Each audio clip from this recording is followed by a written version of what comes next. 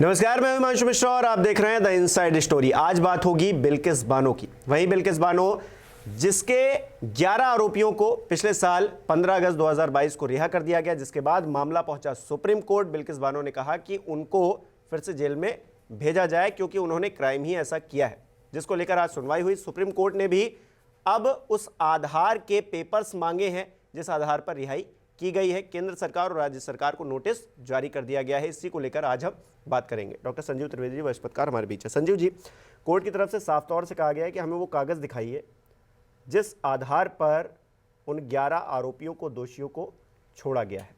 क्या समझा जाए?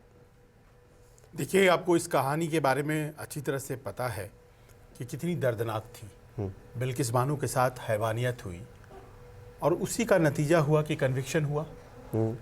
और ये जो 11 दोषी हैं जिनके बारे में कहा गया कि 15 साल वो जेल में रह चुके हैं, 14 साल तो आजीवन कारावास होता है, तो उनको छोड़ा जा सकता है और माफ़ी दी जा सकती है। तो ऐसे में जबकि उन्हें पिछले साल रिहा कर दिया गया, तो ये ऑब्जेक्शन सोसाइटी में बहुत से लोगों को हुआ। बिल्किस बानो जाहिर है कि उनको तो होगा ही, लेकिन दूसरे लोगों को भी हुआ और उन्होंने ये मैटर सुप्रीम कोर्ट में लगाया है। और सुप्रीम कोर्ट ने ये प्रश्न किया है जो कि पूरी तरह से लीगल प्रश्न है, इसमें इमोशनल एंगल नहीं है। और वो प्रश्न है कि जो मानदंड लगाए गए हैं बिल्किस बानो के दोषियों को माफ़ी देने में, क्या उन्हीं मानदंडों पर दूसरों को भी रिहा किया गया है? बहुत से ऐसे कैदी हैं जो जेलों में अभी भी पड़े हुए हैं, तो क्या उन्हें भी इसी तरह से रिहा किया जाता रहा है? और इसकी स्थिति क्या है, आप हमें बताइए कि जो मानदंड लगाए गए हैं वो कौन से मानदंड लगाए गए हैं जिसके आधार पर आपने माफ़ी दिया है। उस वक्त ये बात सामने आई थी कि एक पैनल के सिफारिश पर सरकार की तरफ से ये डिसीजन लिया गया था, राज्य सरकार की तरफ से। इसीलिए नोटिस केंद्र और राज्य दोनों को है। तो जब पैनल की बात आई थी तो उस वक्त देखा गया था कि कौन लोग हैं इसमें, इस पैनल में। तो उस पैनल की जो मेंबरशिप थी उसको लेकर भी कई क्वेश्चन हुए थे कि क्या ये सरकार से या अमुक पार्टी से जुड़े हुए लोग हैं। कुछ लोगों ने उसमें दोषियों को संस्कारी ब्राह्मण बताया, हाँ, कि ऐसा वो नहीं कर सकते हैं। तो इसमें कोई जाति के संदर्भ में कोई बात कही ही नहीं जा सकती है। किसी जाति विशेष का कोई व्यक्ति क्या नहीं कर सकता है, प्रश्न तो यहाँ ये भी है। तो तमाम प्रश्न हैं ऐसे।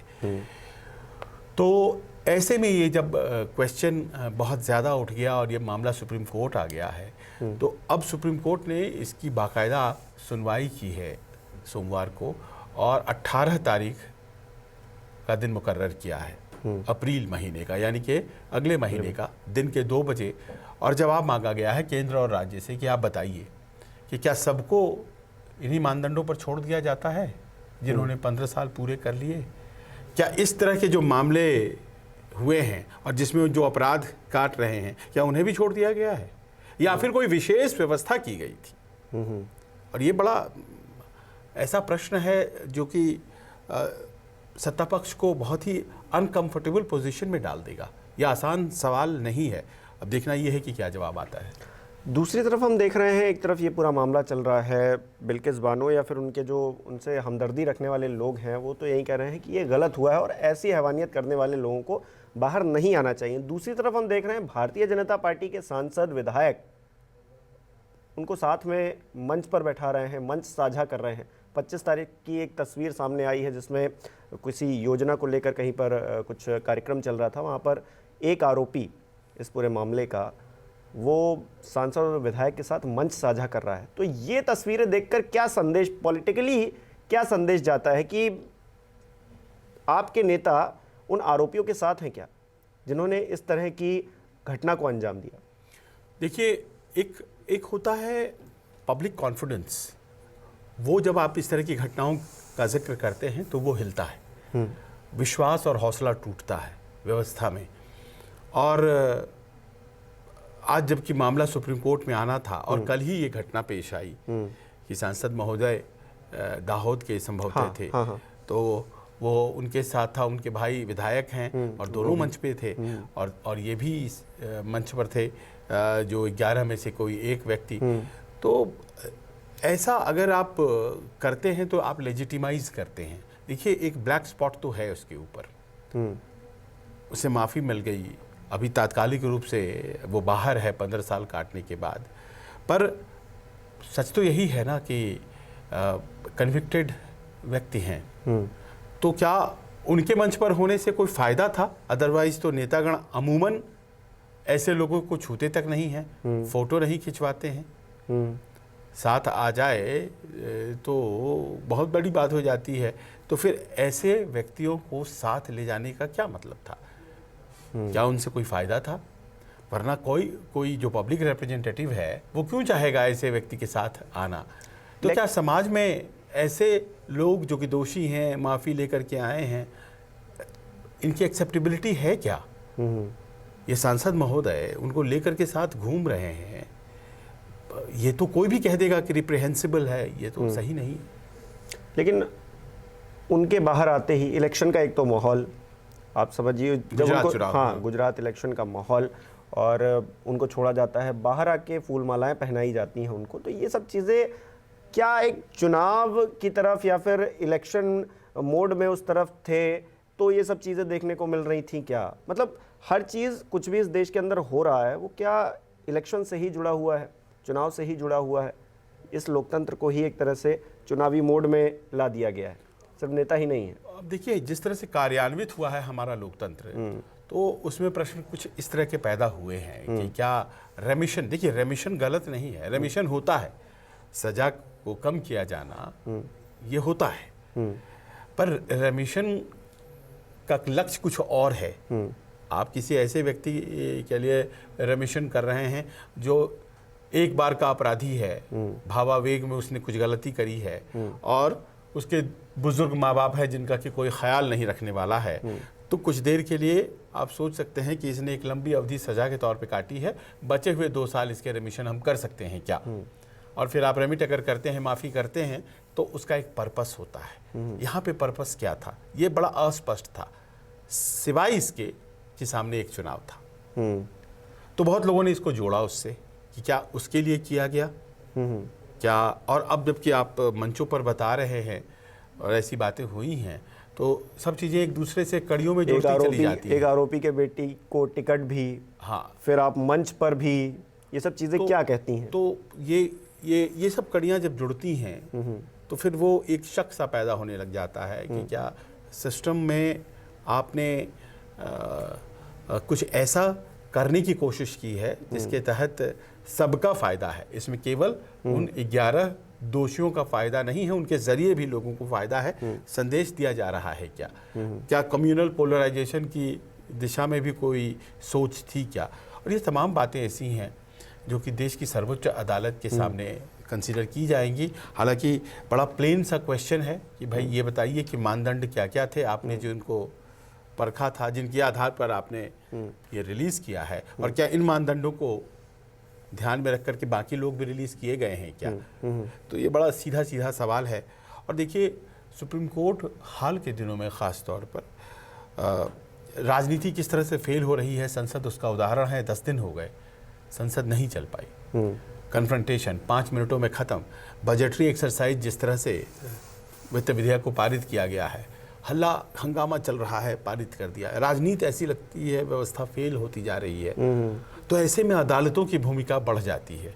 राजनीतिज्ञ नहीं पसंद करते हैं इसको नहीं पसंद करते हैं, तभी तो अदालत ही ये फैसला लेती है कि राहुल गांधी को, अब जहाँ अदालत ने ये फैसला लिया, अदालत की ताकत है, लोकतंत्र ने उन्हें एम्पावर किया है, वो एक्ट करें, उन्होंने किया है, वो उसमें मैक्सिमम पनिशमेंट था, उन्होंने दिया है। हालांकि वो डिस्ट्रिक्ट कोर्ट का फैसला है, ऊपर आएगा, देखा जाएगा, लेकिन अदालत, इतना बताने के लिए ये उदाहरण काफ़ी है कि अदालत क्या कर सकती है। देश की दूसरी सबसे बड़ी पार्टी के सबसे बड़े नेता को सदस्यता गंवानी पड़ी, घर गंवाना पड़ेगा, और तमाम चीज़ें हो गई। तो अदालत की जो शक्तियां हैं, क्या कॉमन मैन के काम आ रही हैं? क्या कॉमन मैन का जीवन उससे बेहतर हो सकता है? लक्ष्य तो संविधान का यही रहा होगा ना। और देखिए आज की तारीख में जब इस तरह के प्रश्न उठाए जाते हैं, आज संदर्भ में आपको ध्यान रखना पड़ेगा, एक और मामला सामने आया है मोहम्मद फैज़ल का, जो कि पुडुचेरी से एमपी हैं। तो उनको बाहर कर दिया गया था। जब आप राहुल गांधी की बात करते हैं कि अदालत ने क्या ज़रूरत से ज़्यादा सज़ा दी है, तो ये भी समझिए कि उनको बाहर कर दिया गया था जनवरी में किसी मामले में, कन्विक्ट हो गए, तुरंत में फैसला ले लिया गया कि वो सांसद नहीं है। 2013 का वो लिली थॉमस केस कह करके तुरंत में उनकी सांसदी चली गई। फरवरी में केरल हाई कोर्ट ने, पुडुचेरी का कोर्ट केरल हाई कोर्ट है, तो उसने कह दिया कि नहीं वो उनको रीइंस्टेट किया जाए, वो स्टे लगा दिया उनके उस पर। सुप्रीम कोर्ट आई सरकार उनके खिलाफ, यहाँ भी सेट असाइड, एकदम जो कहा गया है केरल हाई कोर्ट में स्टे लगाया गया सजा पर, वो सही है, ये कह दिया गया। आज तक उन सांसद महोदय का रीइंस्टेटमेंट एमपी नहीं हुआ है। लोकसभा सेक्रेटेरिएट ने जारी ही नहीं किया है अभी तक नोटिफिकेशन। हटाना था तो तुरंत आ गया, हटा दिया तो जारी नहीं हो पाया इतनी तेजी से। ये जो गति है, इस पर प्रश्न सुप्रीम कोर्ट में उठा है। और अब्दुल्ला आजम के मामले में अभी तीन दिन पहले की बात है कि आया था कि भाई उनका तो अभी हम केस लेकर के आपके पास आते सुप्रीम कोर्ट में, उसके पहले ही चुनाव करा के निश्चिंत कर दिया गया है। ये वकील ने अब्दुल्ला आजम के कहा, और उसकी सुनवाई हो रही है। वो शायद 29 तारीख को उसके लिए डेट दिया गया है, इसी 29 तारीख को। तो आप समझिए कि सुप्रीम कोर्ट इन मामलों में सजग है। ये जो मोहम्मद फैज़ल का मामला है, जो कि पुडुचेरी के सांसद थे एनसीपी के, और उनको खारिज कर दिया गया था उनकी सदस्यता कन्विक्शन के बाद, कन्विक्शन पर रोक है, तो अभी तक क्यों नहीं रीइंस्टेटमेंट हुआ है? वो कोर्ट में गए, उनकी सुनवाई कल होने जा रही है। तो हम जैसे आम लोगों का, हमारे आपके जैसे आम लोगों का फेथ सिस्टम में बना रहे, उसमें जुडिशरी की सक्रियता जो है वो बहुत महत्वपूर्ण। और हाल के दिनों में जिस तरह से डीवाई चंद्रचूड़ जो हमारे सीजीआई हैं, उन्होंने जिस तरह के स्टेटमेंट्स दिए हैं, कई मीडिया संस्थानों ने उन्हें इनवाइट किया अपने जो कार्यक्रम थे, और वहाँ जाकर उन्होंने जिस तरह की बातों का जिक्र किया है, वो कहीं ना कहीं उम्मीद की किरण तो जगाता ही है। या फिर जो कुछ लोग कहते हैं कि पूरे इंस्टीट्यूशंस फेल हो रहे हैं, सुप्रीम कोर्ट पर भी एक तरह से कब्जा करने की कोशिश हो रही है। हालांकि चंद्रचूड़ जी के बयान से लगता है कि ऐसा कुछ हुआ नहीं, और देखिए मजबूत है अभी मामला। हाँ, इस बात को हम उनके देखिए, अभी उनका हाल किसी कोई भाषण सुन रहा था मैं, जिसमें कि उन्होंने प्रेस के बारे में बात की, रामनाथ गोयनका अवार्ड, कि एक लोकतंत्र अगर मजबूत माना जाए तो उसके लिए ज़रूरी है कि उसका प्रेस मजबूत हो। अभी 2 दिन पहले का वाकया है कि एक पत्रकार के सवाल पर राहुल गांधी ने जवाब देने के बजाय उसे अपनी विरोधी पार्टी का घोषित कर दिया, मंच से ही बोला। और उसके बाद जब उन्होंने कहा कि यहाँ पर आप छाती पे लगा लें और कहें कि हाँ आप जो है मेरी विरोधी पार्टी से आए हैं और आप लगाते क्यों नहीं हैं, फिर घूमे और कहा कि हवा निकल गई मैंने। अब ये भी बड़ा अशोभनीय था, ये उचित नहीं था। व्यक्तिगत मेरी जानकारी से मैं आपको बता रहा हूं कि मैं उस पत्रकार को जानता हूं, पिछले 15 सालों से वो कांग्रेस की बीट कवर करता है, वो कोई और बीट कवर करता ही नहीं है। और राहुल गांधी उसे पहचानते नहीं। ये दुर्भाग्य है ये कि आप इतने पत्रकार वार्ता करते हैं। वो अमूमन सभी पत्रकार वार्ता में वो रहा है। उसने भारत जोड़ो यात्रा इनका कन्याकुमारी से कश्मीर कवर किया है, और फिर भी आप उसे नहीं पहचानते हैं। चलिए आप नहीं पहचानते हैं, ये भी बहुत आश्चर्य की बात है, क्योंकि आप जब इतने अवधि तक कवर करते हैं तो आप एक नेता की नज़र में आ जाते हैं। इसका मतलब है कि आप अपने सपोर्टर्स भी नहीं पहचानते होंगे, आप अपने क्षेत्र में अपने लोगों को नहीं पहचानते होंगे। ये कौन सी बात है? ये नहीं, ये सत्ता पक्ष हो या विपक्ष, कोई भी पत्रकारों को बोलने नहीं देना चाहता है। कई ऐसे उदाहरण हैं जहां पर पत्रकारों ने सरकार से सवाल पूछे, उनके नेताओं से पूछे, तो जेल में डाले गए। तो आप देखिए, जो सरकार कर रही है वही विपक्ष भी, यही हुआ ना उस दिन कि भाई हवा निकल गई उन्होंने कहा। तो अरे पत्रकार बड़ा निरीह होता है, उसमें उसके पास कोई विशेष शक्तियां नहीं होती। एक पत्रकार के पास एक माइक या कलम ही तो होता है। कलम के सिपाही और डेमोक्रेसी के फोर्थ पिलर, ये सब जो है बातें ही हैं। कलम का सिपाही होता है, कोई आईजी डीआईजी नहीं होता हाँ, है। वही वो तो खाली कहने की बातें हैं। हाँ, तो उन्होंने राहुल गांधी हैं। तो ऐसे में चीफ जस्टिस का कहना है कि प्रेस की मजबूती बहुत ज़रूरी है, एक ढांढस की तरह होता है। देखिए अभी 5 अप्रैल आने वाला है, 5 अप्रैल को ईडी सीबीआई के ऊपर जो क्वेश्चन उठ रहे हैं वो मामला सुना जाने वाला है कि भाई दुरुपयोग हो रहा है या नहीं। तो आप देखिए कि ये मामले 14 दल लेकर के गए हैं सुप्रीम कोर्ट के पास। वो कह देते हैं कि नहीं, ईडी सीबीआई पर मामले मैं क्यों सुनूं, लेकिन उन्होंने कहा कि अगर आपके पास है प्ली तो हम सुनते हैं इसको, क्योंकि आंकड़े कहते हैं कि 2014 के बाद 3000 सर्चेज कंडक्ट की गई हैं ईडी के द्वारा। 3000 2014 के पहले 500-600 इस तरह से या उससे भी कम थी। कन्विक्शन मात्र 23 लोगों का हुआ है, मतलब 23 मामलों में कन्विक्शन। परसेंट में देखें तो 1-2%। हाँ, और केसेस आपके जो हैं वो पता नहीं कितने 500-600 केसेस हैं जो कि पॉलिटिशियंस पे दायर हुए हैं। अच्छा, उस 500-600 केसेस में मात्र 39 केसेस 2014 के बाद बीजेपी वालों पर हैं। तो यही प्ली लेकर के गए हैं कि साहब सारे केस हमारे पे, क्या सत्ता पक्ष वाले वॉशिंग मशीन में धुले हैं। तो ये प्रश्न जो यहाँ पे ये हो रहा है क्या कि जिसकी लाठी उसकी भैंस?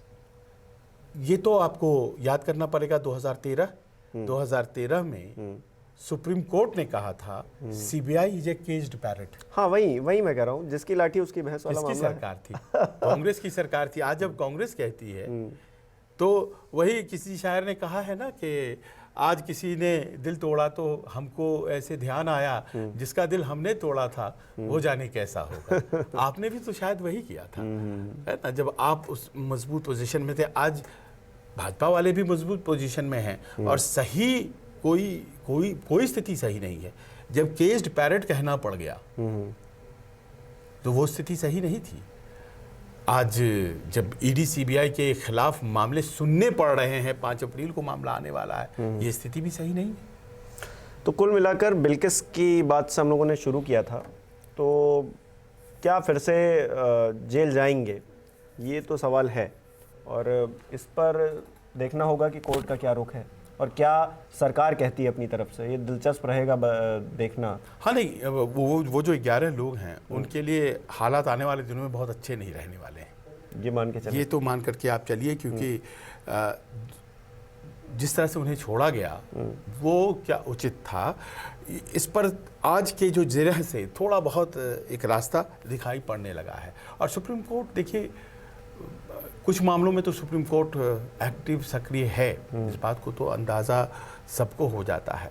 पर सुप्रीम कोर्ट में भी आप जितना भी वो कर रहे हैं वो बहुत अच्छी बात है लोकतंत्र के हिसाब से, पर बहुत से मामले हैं अभी भी जो वहाँ पड़े ही रह जा रहे हैं।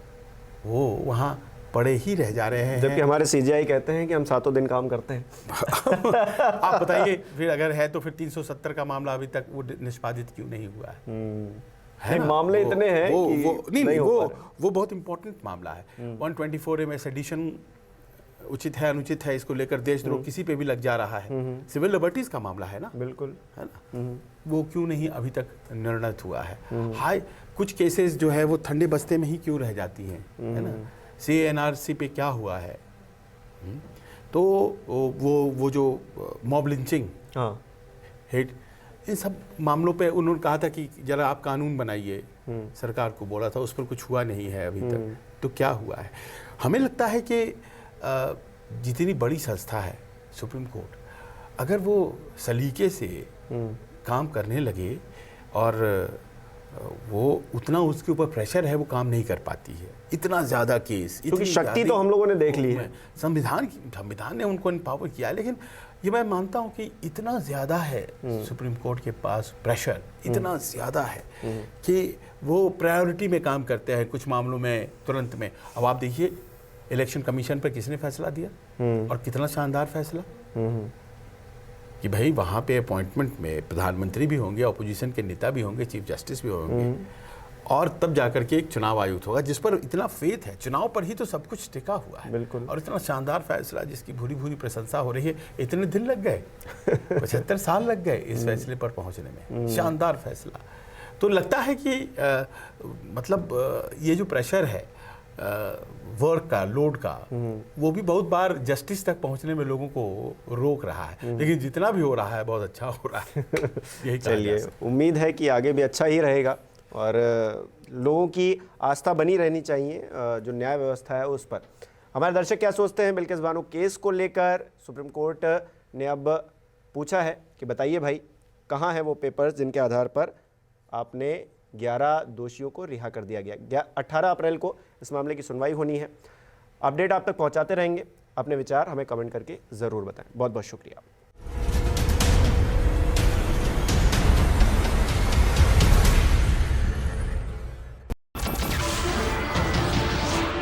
नमस्कार, मैं हूं मानक गुप्ता। अगर आपको हमारा ये वीडियो पसंद आया हो तो इसे लाइक और शेयर जरूर करें और हां, हमें सब्सक्राइब और फॉलो करना ना भूलें ताकि आप देश और दुनिया की कोई खबर मिस ना करें। तो जुड़े रहिए हमारे साथ और देखते रहिए न्यूज़ 24।